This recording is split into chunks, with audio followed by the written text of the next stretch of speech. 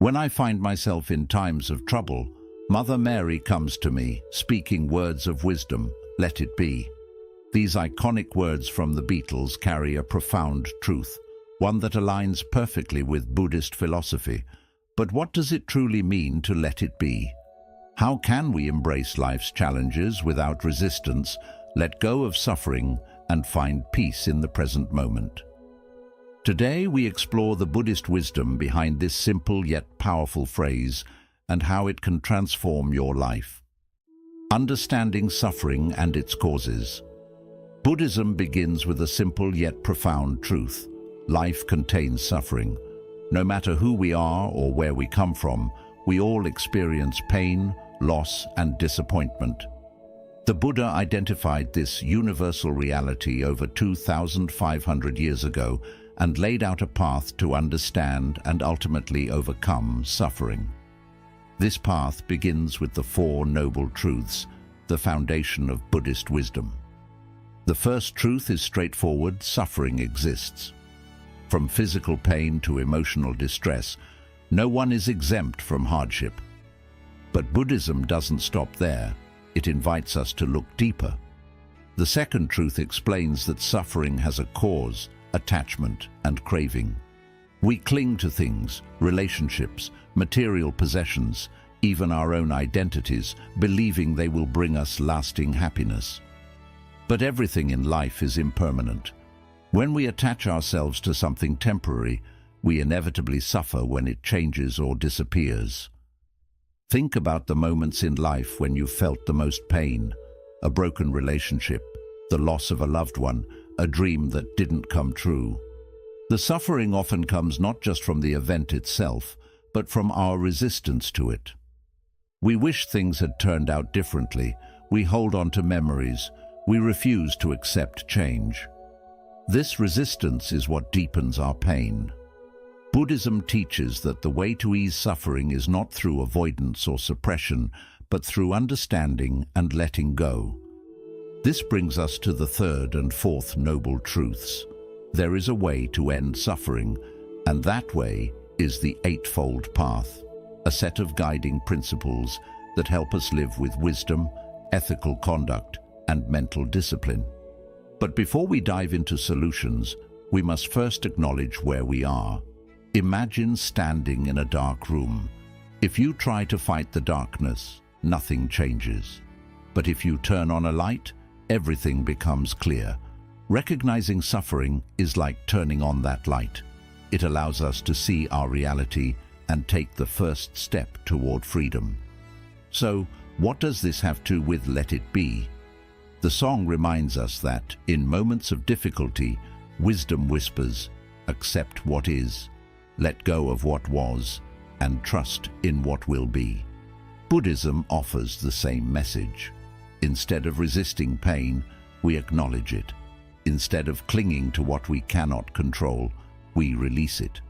By understanding suffering and its causes, we begin to break free from the cycles of pain that keep us trapped. And as we continue on this journey, we'll explore how to truly embrace impermanence, cultivate mindfulness, and live with a heart that is open, free, and at peace. The nature of impermanence. If there's one undeniable truth about life, it's that everything changes. The seasons shift, people come and go, our thoughts and emotions rise and fall like waves in the ocean. Yet, despite knowing this, we often resist change. We hold on to moments, relationships, and even our own identities, hoping they will remain the same. And when they don't, we suffer. In Buddhism, this concept is known as impermanence, anicca, the understanding that nothing is fixed, permanent, or unchanging.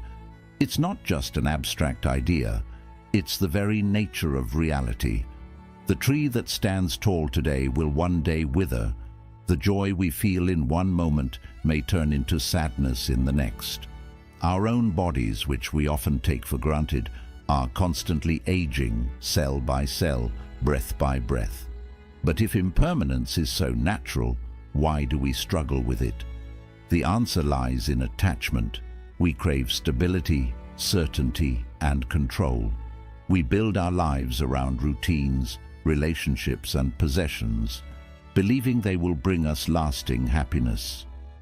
But when things inevitably change, when a loved one leaves, when our youth fades, when life takes an unexpected turn, we feel lost, as if the ground beneath us has disappeared. The Buddha compared life to a flowing river.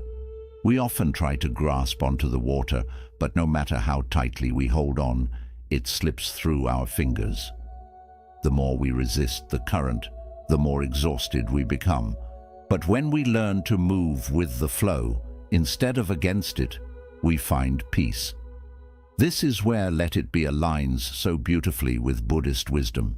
The song doesn't tell us to force things to be different or to cling to what's already past. It simply whispers, accept the flow of life. Instead of fearing change, we can embrace it.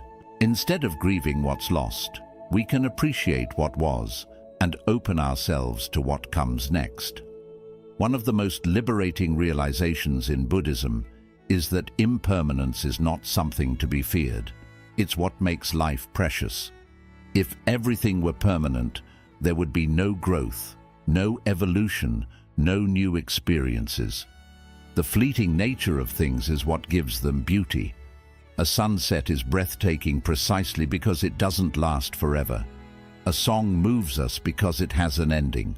A deep conversation with a loved one is meaningful because we know that time is limited. So how do we apply this understanding to daily life? When faced with change, instead of resisting it, ask, what can I learn from this? When experiencing joy, fully immerse yourself in the moment, knowing that it is temporary, and that's what makes it beautiful. When dealing with loss, remind yourself that nothing truly disappears. It simply transforms. The people we love live on in our memories, our actions, and the impact they had on us. By embracing impermanence, we free ourselves from unnecessary suffering. We stop clinging to the past or worrying about the future, and instead, we learn to live fully in the present. As we continue, we'll explore how letting go of attachment doesn't mean becoming indifferent.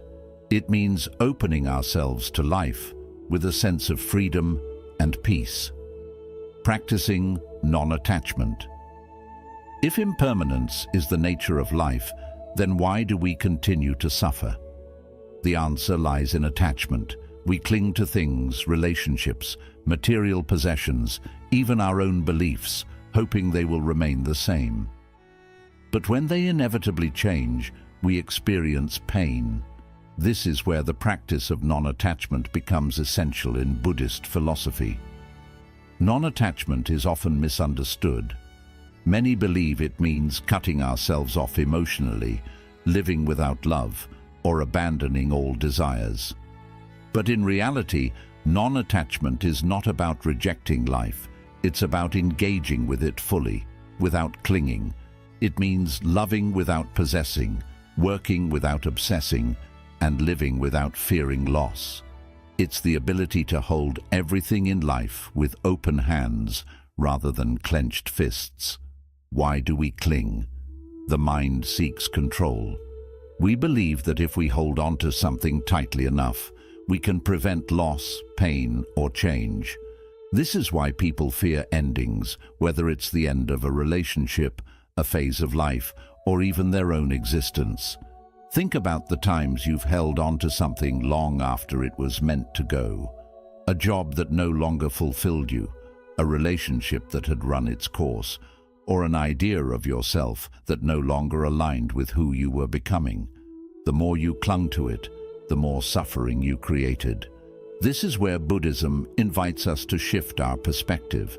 Instead of seeing non-attachment as losing something, we can see it as gaining freedom.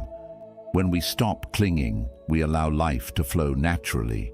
We begin to experience things as they are, rather than through the lens of fear, desire, or expectation. The illusion of ownership, Another reason we struggle with attachment is that we believe we own things, our possessions, our achievements, even other people. But in truth, we don't own anything, not even our own bodies. Everything we have is borrowed from the universe, temporarily passing through our lives. Consider this: the home you live in, the clothes you wear, and the phone in your hand will all one day belong to someone else. Even the relationships we cherish are not truly ours. The people in our lives are here by their own choice, not because we have a claim over them. When we understand this, we begin to interact with the world differently. We stop trying to possess people and instead appreciate them. We stop obsessing over wealth and instead use it wisely. We stop resisting change and instead embrace it as a natural part of life. Non-attachment in love. One of the most powerful applications of non-attachment is in our relationships. Love, when mixed with attachment, often turns into possession or fear. We become afraid of losing someone, so we try to control them. We expect them to act a certain way, fulfill our needs, or never change. But real love is not about possession, it's about freedom. The Buddhist monk Thich Nhat Hanh once said, "You must love in such a way that the person you love feels free." This means loving without expecting anything in return. It means allowing others to be themselves rather than trying to mold them into who we want them to be. It means appreciating every moment with someone without fearing the future. Imagine a bird landing on your hand. If you try to hold on to it, it will struggle and eventually fly away. But if you let it rest freely, it may choose to stay for a while. Love works the same way. The tighter we grip, the more we suffocate it. The more we let go, the more it can grow. Applying non-attachment in everyday life. With material things, enjoy what you have, but don't let it define you. Use possessions without being possessed by them. With people, love fully, but don't expect permanence. Cherish the time you have with someone, knowing that all relationships change. With success and failure, give your best effort, but don't attach your self-worth to the outcome. Recognize that everything in life is temporary, including achievements and setbacks. With thoughts and emotions, observe them as they come and go, without identifying with them. You are not your thoughts. You are the awareness behind them.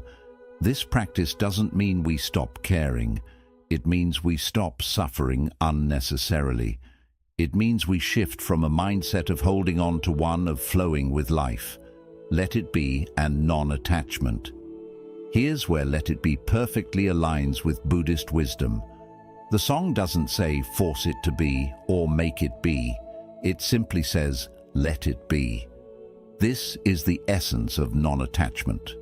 When life brings pain, instead of resisting it, we acknowledge it. When things change, instead of fighting it, we adapt. When we love, instead of clinging, we appreciate. By practicing non-attachment, we don't become cold or indifferent. We become free. We engage with life more deeply, love more fully, and experience peace that is not dependent on circumstances. As we move forward, we'll explore another key ingredient in this journey: patience and acceptance. The ability to trust the unfolding of life, even when things don't go as planned. Cultivating patience and acceptance. In a world that moves faster every day, patience is often seen as a luxury. We want immediate answers, instant results, and quick solutions to our problems. But life doesn't always work that way. No matter how much we try to control events, delays happen, challenges arise, and things often take longer than we expect. Buddhism teaches that patience and acceptance are essential for inner peace. The more we resist the natural flow of life, the more suffering we create for ourselves. Instead of constantly struggling against reality, we can learn to embrace it as it is. Why do we struggle with patience? At the root of impatience is attachment to expectations. We have a mental image of how things should be, how fast we should succeed, how quickly people should change, how soon we should get what we want. And when reality doesn't match our expectations, we become frustrated. Think about the last time you felt impatient. Maybe you were stuck in traffic, waiting for a response from someone, or struggling with personal growth. What was really causing your frustration? It wasn't the situation itself, but your desire for it to be different. Impatience is a form of resistance. It's the mind saying, "This moment isn't good enough. I need the next one to be better." But when we live this way, we are constantly waiting for happiness instead of experiencing it. Acceptance, the path to freedom. One of the greatest teachings in Buddhism is that suffering comes not from what happens, but from our resistance to it. When we resist reality, we create inner turmoil. But when we accept things as they are, we find peace. This doesn't mean we stop striving for change or improvement. It simply means that instead of fighting against what is, we learn to work with it. Take, for example, the frustration of waiting in line. You have two choices. Resist the situation, get angry, check your phone repeatedly, complain in your mind. Does it make the line move faster? It only makes you suffer more. Accept the situation, use the time to breathe, observe your surroundings, or simply relax. The external situation hasn't changed, but your experience of it has. Now apply this to bigger things in life. A delayed goal, a challenging relationship, or a personal struggle. The more we resist, the more we suffer. But when we accept, we open the door to peace and clarity. Patience in personal growth. One of the hardest places to practice patience is with ourselves. We all want to grow, improve, and overcome our struggles, but deep change takes time. A person overcoming fear cannot force themselves to be brave overnight. A meditator cannot expect instant peace the first time they sit in silence. A person healing from emotional pain cannot rush the process. True transformation happens gradually.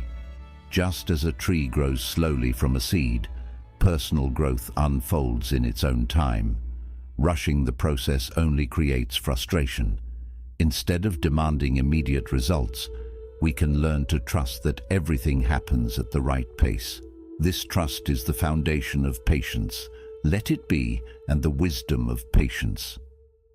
The song "Let It Be" does not tell us to force things to happen. It does not say "make it be" or "hurry up and fix it." Instead, it offers a simple yet powerful message. There will be an answer. Let it be. This aligns perfectly with Buddhist wisdom. Sometimes, the best thing we can do is stop fighting and allow life to unfold naturally. Not every problem needs an immediate solution. Not every challenge needs to be controlled. When we learn to let things be, we create space for clarity and wisdom to arise. Practical ways to cultivate patience and acceptance. Breathe when frustration arises. Take slow, deep breaths. This calms the nervous system and reminds you that there is no rush. Shift your perspective. Instead of seeing delays as obstacles, see them as opportunities to practice peace. Observe instead of reacting. The next time you feel impatient, simply notice it without acting on it. Often, awareness itself is enough to create a shift. Let go of rigid timelines, set goals, but release the idea that they must happen exactly when you expect them to. Trust that life unfolds at the right time. Just as a flower blooms when it is ready, your life will unfold in perfect timing.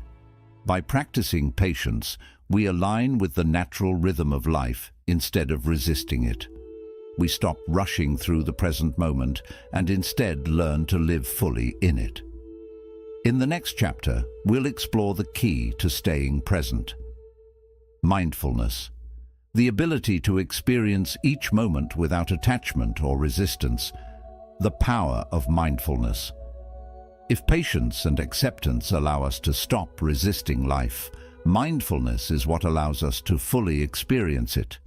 We spend so much of our lives lost in thought, rehashing the past, worrying about the future, or distracting ourselves from the present moment. But true peace, clarity, and wisdom can only be found here and now. Buddhism teaches that mindfulness, the practice of being fully present, is the key to breaking free from suffering and experiencing life as it truly is. The mind's endless chatter. Have you ever noticed how often your mind pulls you away from the present moment? You might be eating a meal, but instead of tasting the food, you're thinking about what you need to do later. You might be listening to a friend, but instead of really hearing them, your mind is planning what you'll say next. This constant mental noise keeps us disconnected from reality. We live in our thoughts rather than in the world around us. And when our thoughts are filled with worries, regrets, or judgments, we suffer unnecessarily. Mindfulness is the antidote to this distraction. It is the practice of simply being aware of what is happening right now, without judgment or resistance. When we are mindful, we fully engage with life. We taste our food, listen deeply, and experience each moment as it unfolds. Why is mindfulness so powerful? Mindfulness transforms our experience of life in three key ways. It breaks the cycle of automatic reactions. Instead of reacting impulsively to situations, mindfulness allows us to pause and respond with wisdom. It reduces suffering. When we stop fighting reality and simply observe what is happening, even difficult emotions become easier to handle. It deepens our appreciation for life. The simple act of being fully present turns ordinary moments into something extraordinary. Mindfulness in everyday life. Many people think mindfulness is only something you do while meditating, but true mindfulness is a way of living. You can practice it at any moment. Eating mindfully. Instead of rushing through a meal, notice the taste, texture, and aroma of your food. Walking mindfully. Feel the sensation of your feet touching the ground. Notice the rhythm of your breath. Listening mindfully. Give your full attention when someone speaks. Listen not just to their words, but to their emotions. Breathing mindfully. Take a deep breath and feel the air entering and leaving your body. This simple act can bring you back to the present moment. Mindfulness isn't about changing your life. It's about fully experiencing the life you already have. Let It Be and the wisdom of mindfulness. The lyrics of Let It Be invite us to embrace the present moment as it is. They don't say overanalyze it, fix it immediately, or stress about it. They simply say, let it be. When we practice mindfulness, we stop resisting reality. Instead of being lost in thought, we become fully engaged with what is happening right now. Mindfulness teaches us that the past is gone. We cannot change it. The future is uncertain. We cannot control it. The present is all we have, and it is enough. By learning to be here now, we free ourselves from unnecessary suffering. We stop getting caught in regrets or anxieties, and instead find peace in simply experiencing life. In the next chapter, we will explore an even deeper level of this practice. By bringing full awareness to our thoughts, words, and actions, we create room for peace even in life's uncertainties. Letting go does not mean giving up. Some may mistake let it be for a passive way of living, but letting go does not mean we stop caring. It does not mean we stop striving for goals, working hard, or nurturing relationships. It simply means we do these things without attachment, without clinging to specific outcomes or allowing fear and control to guide our actions. We work, but without fixation. We love, but without attachment. We dream, but without fear of failure. This balance allows us to engage with life completely while staying at peace, no matter what unfolds, trusting the flow of life. When we resist life, suffering follows. When we trust life, we find freedom. The greatest lesson of Let It Be, and of Buddhism itself, is that we do not have to control everything. Life unfolds in its own way, at its own pace. Our role is not to force it, but to flow with it. When we release our need for certainty, control, and for things to go exactly as we wish, we open ourselves to a deeper peace, one that remains steady no matter the circumstances. Let It Be is more than just a song, it is a way of life. The Beatles may not have written Let It Be as a Buddhist teaching, but its message is universal. It reminds us that even in difficult moments, peace is always within reach, if we allow it. Whisper words of wisdom. Let it be. This quiet whisper exists within each of us, guiding us toward a life of acceptance, presence, and freedom. The choice is ours. We can resist, or we can let it be.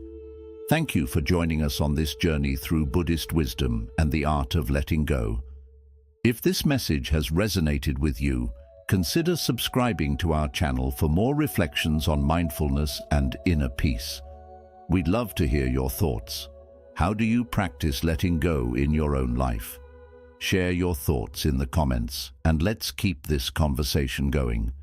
Remember, true peace isn't found in control, it's found in trust. Let it be.